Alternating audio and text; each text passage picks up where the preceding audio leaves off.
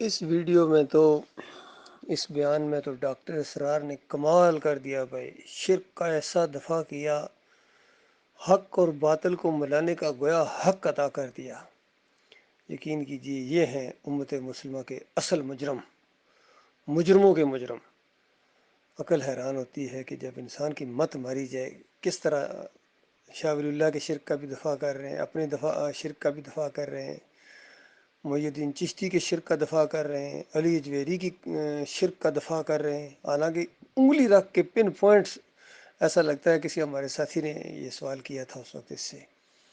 لیکن اس طرح گول مول جواب دیا کہ حق اور باطل کو ملانے کا حق ادا کر دیا۔ اور واقعی اللہ کی وہ بات سچی ہے،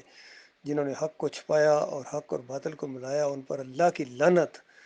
سارے فرشتوں کی لعنت اور سارے لعنت کرنے والوں کی لعنت ہے۔ واقعی اللہ کی بات حق ہے، الحکیم رب ہے،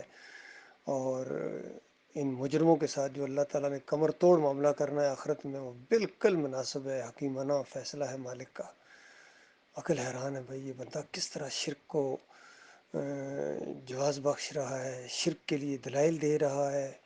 اور ایسی مثالیں فٹ کر رہا ہے بیچ میں کہ عقل حیران ہے، عقل حیران ہے اس بندے کے اوپر۔ بہرحال اپنے انجام کو پہنچا، محمد حنیف نے بالکل یہی انداز اختیار کیا، وہ بھی اپنے انجام کو پہنچا، اور باقی جتنے دوسرے ہیں وہ بھی اپنے انجام کو پہنچیں گے۔